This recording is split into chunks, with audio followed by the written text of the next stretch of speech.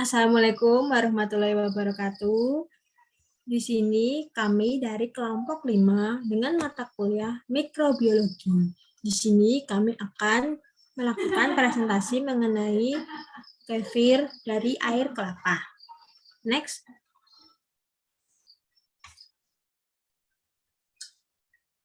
Di kelompok 5 ini beranggotakan 5 kelompok, yaitu yang pertama Yuliana Nuriski dengan NIM 40014119028. Yang kedua yaitu Putri Uliatuniswa dengan NIM 40014119033.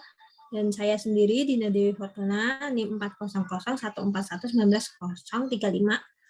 Dan yang keempat yaitu ada Aji Saputra dengan NIM 40014119036. Dan yang terakhir yaitu ada Rifdah Nur Fitria dengan NIM 40014119038. Next. Dan berikut ini adalah outline yang akan kami bahas mengenai presentasi hari ini. Yang pertama yaitu ada pengertian mikrobiologi pangan dan kefir, dan yang kedua yaitu ada fermentasi kefir, dan yang ketiga yaitu ada perbedaan kefir dan yogurt, dan yang keempat yaitu ada jenis mikroba dalam pembuatan kefir, yang kelima yaitu ada teknik atau proses dalam pembuatan kefir, dan yang keenam yaitu ada manfaat dari kefir. Next. Poin pertama yaitu kami akan membahas mengenai pengertian pangan dan kefir. Next. Apakah mikrobiologi pangan itu? Mikrobiologi pangan itu adalah suatu studi terhadap mikroorganisme yang mendiami, membuat, hingga yang merusak makanan. Salah satu mikroba yang dimanfaatkan dalam mikrobiologi pangan yaitu pembuatan kefir. Kefir adalah minuman yang terbuat dari susu dengan proses fermentasi. Minuman ini berasal dari daerah Kaukasus. Kefir dibuat dengan memasukkan butiran kefir ke dalam susu sapi, kambing, atau domba. Kefir tradisional dibuat di dalam tas kulit kambing dan digantung di dekat pintu. Dalam proses pembuatan kefir ini memerlukan bakteri penghasil asam laktat seperti Lactobacillus plantarum, Lactobacillus casei, Lactobacillus paracasei, dan Lactobacillus ramosus, serta beberapa jenis lagi. Next.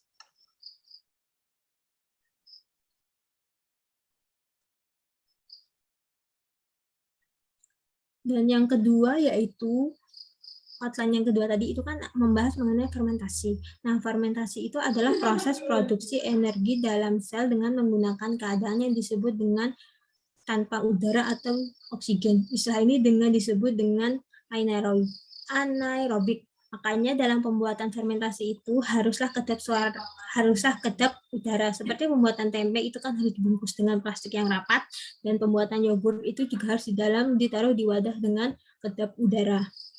Selanjutnya akan dijelaskan oleh teman saya. Selanjutnya yaitu kita membahas mengenai perbedaan.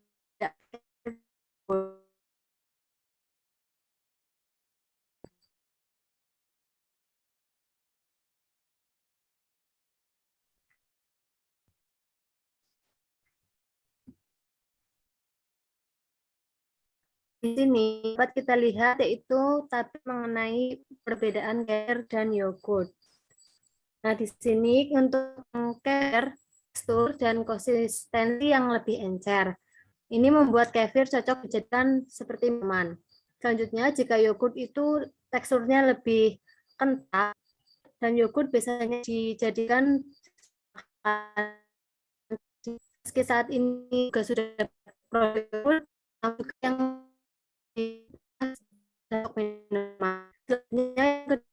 kefir dibuat dengan kefir.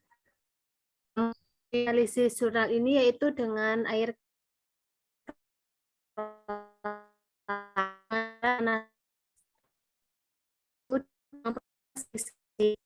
untuk yang kefir memiliki rasa asam dan saja. Karena proses fermentasi kefir berasam. Sedangkan untuk yang yogurt dapat rasa beragam. Biasanya rasa yang ringan, bahkan dalam keadaan tanpa manis atau tanpa rasa. Yogurt juga tidak memiliki rasa karbonatis seperti kefir. Next. Untuk yang sedangkan yogurt hanya dibuat dengan fermentasi pagi. Bagian terakhir ini kandungan nutrisinya dalam kefir itu terdapat 100 gram kefir lemak, terdapat 43 kalori, 3,79 gram protein, 1,2 gram lemak, 4,77 gram karbohidrat, dan 4,61 gram total gula.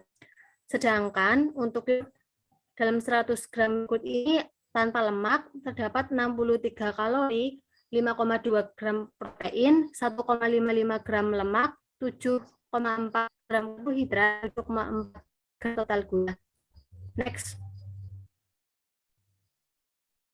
Selanjutnya oleh teman saya. Baik, selanjutnya yaitu mikroba yang berperan dalam pembuatan kefir. Next. Kefir diperoleh melalui proses fermentasi pasteurisasi menggunakan starter berupa butir atau biji kefir atau kefir grain, yaitu butiran-butiran putih atau krem dari kumpulan bakteri antara lain Streptococcus sp, Lactobacilli, dan beberapa jenis ragi hamir non-patogen. Bakteri berperan menghasilkan asam laktat dan komponen flavor, sedangkan ragi menghasilkan gas asam arang atau karbon dioksida dan sedikit alkohol. Itulah sebabnya rasa kefir asam dan juga sedikit rasa alkohol dan soda. Kemudian butir kefir air yang digunakan dapat terdiri dari bakteri asam laktat yaitu Streptococcus thermophilus dan Lactobacillus. Bakteri asam asetat yaitu berbagai jenis asetobakter dan serta hamir Candida maris dan Saccharomyces cerevisiae. Next. Selanjutnya akan dijelaskan oleh teman saya. Selanjutnya yaitu proses pembuatan kefir. Nah, pada proses ini itu adalah fermentasi kefir air kelapa. Nah, pada pembuatan fermentasi kefir air kelapa ini tidak jauh berbeda dengan fermentasi kefir dengan susu. Nah, berikut ini merupakan alat dan bahannya. Untuk alatnya itu ada panci, termometer, pengaduk, saringan, kompor, toples. Sedangkan untuk bahannya itu air kelapa, butir-butir kefir 5% atau kefir grain, lalu ada perasa dan juga gula pasir. Nah, ini merupakan langkah kerja dari fermentasi kefir air kelapa. Nah, pada langkah kerjanya juga tidak jauh berbeda dengan kefir susu. Hanya saja pada kali ini itu kita menggunakan air kelapa sebagai pengganti dari susu. Nah, untuk langkah yang pertama itu air kelapa dipasteurisasi selama 30 detik pada suhu 60 derajat Celcius. Lalu mendinginkannya sampai suhu kamar yaitu 28 derajat Celcius. Nah, setelah itu menambahkan butir-butir kefir sebanyak 5%, kemudian menginkubasi selama 20 sampai 24 jam pada suhu 25 sampai 37 derajat Celcius. Nah, setelah itu baru menyaring butir-butir kefir. Nah, butir-butir kefir ini itu bisa dipakai lagi sebagai starter. Nah, setelah disaring, itu akan terbentuklah produk kefir air kelapa. Selanjutnya akan dibahas oleh teman saya. Oke, baik. Sebelumnya terima kasih atas kesempatan dan waktunya. Di sini saya akan menjelaskan tentang manfaat apa aja sih yang kita bisa dapatkan setelah mengkonsumsi dari kefir ini. Nah, untuk manfaatnya di sini saya sudah mengutip dari artikel yang disusun oleh Arianta pada tahun 2021. Nah, secara umum ini kefir sangat bermanfaat bagi kesehatan karena minuman ini mengandung banyak probiotik atau semacam bakteri asam laktat dan kefir yang bisa dibilang menguntungkan, yang mana mampu memberikan keseimbangan dalam saluran pencernaan, terus ada kaya zat gizi, lalu terutama ada protein dengan asam-asam amino esensial yang lengkap serta berbagai vitamin dan juga mineral yang sangat dibutuhkan untuk meningkatkan dari imunitas tubuh kita sendiri dan juga kesehatan fisik. Nah, selain itu kefir juga mengandung banyak senyawa bioaktif seperti antiinflamasi, ada anti-obesitas, anti mikroba, dan juga bahkan itu ada anti kanker yang mana secara tidak langsung ini merupakan anti penyakit seperti itu. Nah, untuk manfaat-manfaat sendiri sudah saya rangkum menjadi poin 4 ya teman-teman. Yang pertama ini ada meningkatkan kesehatan tulang, yang mana kalau di produk kefir susu ini pasti banyak mengandung semacam kalsium teman-teman. Kalsium ini merupakan nutrisi yang berperan penting terhadap kesehatan tulang seperti yang teman-teman tahu sendiri. Selain itu ada juga lagi mengatasi penyakit infeksi, di mana susu kefir ini tadi sudah mengandung salah satu jenis probiotik seperti Lactobacillus kefiri. Menurut beberapa penelitian, probiotik ini mampu menghentikan pertumbuhan bakteri penyebab infeksi.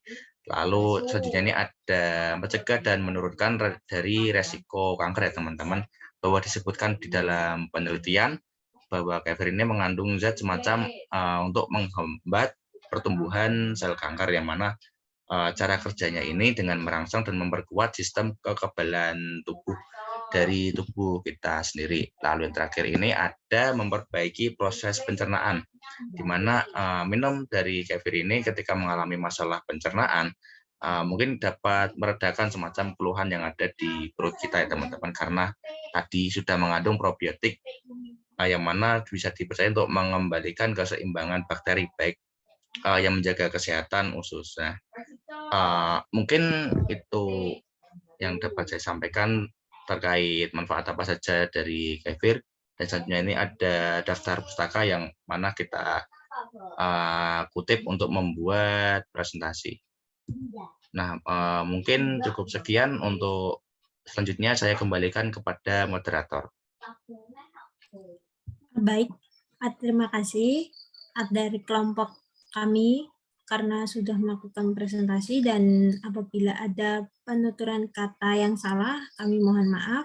Wassalamualaikum warahmatullahi wabarakatuh.